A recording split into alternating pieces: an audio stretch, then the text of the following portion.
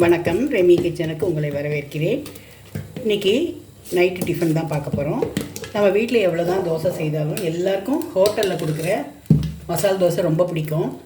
அந்த தோசை ரொம்ப நல்லாயிருக்கு. நம்ம எல்லாருமே நல்லாயிருக்கும். எல்லாருமே அங்கே போனால் ஹோட்டல் போனால் மசால் தோசை, பூரி, சன்னா இந்த மாதிரி தான் சாப்பிடுவோம்.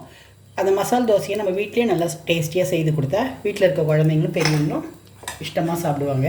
அது எப்படி செய்யலான்னு பார்க்கலாம். தோசைக்கல் சூடாகிடுச்சு. ஒரு கரண்டி மாவை போட்டு சிம்லேயே வச்சுக்கோங்க. ஹை ஃப்ளேமில் வைக்க வேண்டாம். எவ்வளோ முடியுமோ அவ்வளோ நல்லா மெலிசாக ஸ்ப்ரெட் பண்ணிங்க தோசையை.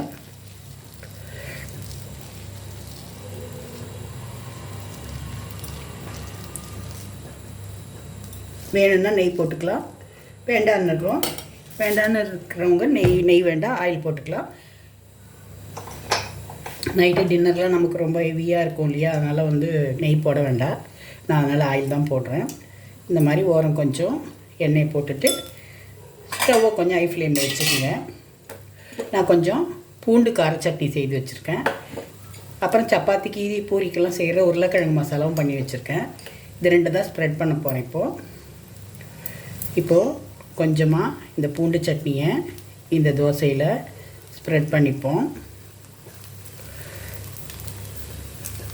இந்த பூண்டு சட்னியோடு சாப்பிடும்போது ரொம்ப டேஸ்ட்டாக இருக்கும். வெங்காய சட்னியும் செய்துக்கலாம். பூண்டு பிடிக்காதவங்க வெங்காய சட்னி செய்துக்கலாம். நான் ஒரு டிஃப்ரெண்ட்டாக இருக்கட்டுமே பூண்டு சட்னி பண்ணியிருக்கேன். வெங்காய சட்னி பண்ணாலும் நல்லாயிருக்கும். இந்த மாதிரி நம்ம ஸ்ப்ரெட் பண்ணிப்போம். இது ஒரு டிவி ப்ரோக்ராமில் ஒருத்தவங்க ஒரு செஃப் சொன்னார். அதை பார்த்தது நானும் இதை செய்து பார்க்குறேன். ஏன்னா ஆஃபீஸ்க்கு, ஸ்கூலுக்கு, காலேஜுக்கெல்லாம் போகிற பசங்களுக்கு நம்ம தனித்தனியாக சைட் டிஷ் வச்சு கொடுத்து அனுப்புறத விட நீங்கள் இப்படி கொடுத்து அனுப்புனீங்கன்னா அவங்க அப்படி அப்படியே எடுத்து தோசையோடு உள்ள மசாலாவோடு அப்படியே சாப்பிடுவாங்க. அதுக்கு தான் இது. இந்த மாதிரி மசாலாவை தேவையான அளவுக்கு வச்சுப்போம்.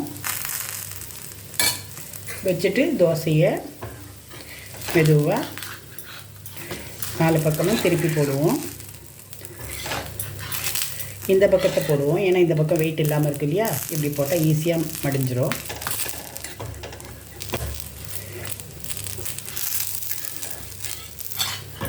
இப்படியே கொஞ்சம் இந்த பக்கமும் திருப்பி போட்டுப்போம். கொஞ்சமாக சிம்மில் வச்சே ஆயில் விட்டுக்குங்க.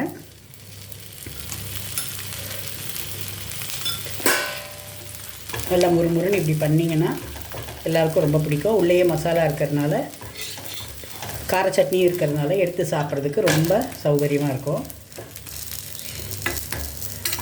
இப்போ எடுத்து வச்சுருவோம். அடுத்து ஸ்டவ்வை சிம்மில் பண்ணிவிட்டு அடுத்த தோசை ஊற்றுவோம். இந்த தோசைக்கும் ஒரு கரண்டி மாவு எடுத்தால் போதும். நல்லா ஸ்ப்ரெட் பண்ணிவிடுங்க. கொஞ்சம் எண்ணெய் விட்டுருங்க. கொஞ்சமாக இந்த பூண்டு சட்னியை எல்லா இடத்துக்கும் ஸ்ப்ரெட் பண்ணிவிடுவோம். அந்த ஈரமாக இருக்கும்போதே பண்ணிங்கன்னா நல்லா ஒட்டிக்குவோம், வெளியில் வராது.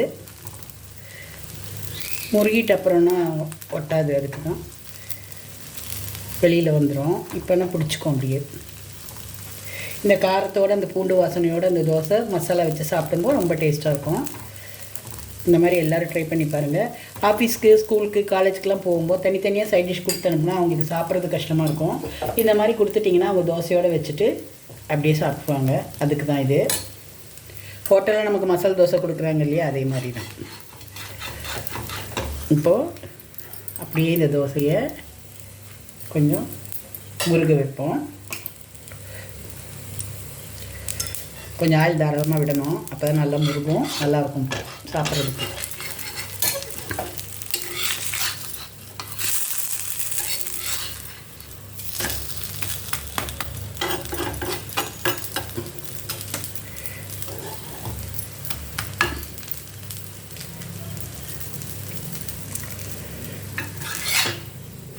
இப்போ ஸ்டஃப்டு தோசை ரெடி ஆகிடுச்சு. உள்ள மசாலாவும் இருக்குது, கார சட்னியும் இருக்குது. அப்படியே எடுத்து அப்படியே வச்சிட்டிங்கன்னா அப்படியே சாப்பிட வேண்டியதான். இந்த மாதிரி தோசைக்குள்ளேயே மசாலாவை வச்சுட்டு இந்த மாதிரி கார சட்னி மசாலாவை வச்சுட்டு இப்படி கொடுத்தீங்கன்னா எல்லோரும் ரொம்ப டேஸ்டியாக ஈஸியாக சாப்பிடுவாங்க. சாப்பிட்றதுக்கு ரொம்ப ஈஸியாக இருக்கும். 2 தோசை சாப்பிட்டாலும் நல்லா ஃபில்லிங்காக ஆகிடும். அதனால் இனிமேல் நீங்களும் இந்த மாதிரி செய்து ட்ரை பண்ணி பாருங்கள். உங்கள் குழந்தைங்களுக்கு இப்படி செய்து கொடுத்து பாருங்கள். ஸ்டஃப்டு தோசை நீங்களும் ட்ரை பண்ணி பாருங்கள். கேரட் போட்டு குடமிளகா போட்டு கூட இந்த மாதிரி பண்ணி கொடுக்கலாம். உருளைக்கிழங்கு இல்லாமல் எப்படி இருக்குன்னு சமைச்சு பார்த்துட்டு டேஸ்ட் பண்ணி பார்த்துட்டு குழந்தைங்க என்ன சொல்கிறாங்கன்றதை எனக்கு கமெண்ட் பண்ணுங்கள். ரெமி கிச்சனை எல்லோரும் சப்ஸ்கிரைப் பண்ணுங்கள், லைக் பண்ணுங்கள், ஷேர் பண்ணுங்கள். தேங்க்யூ.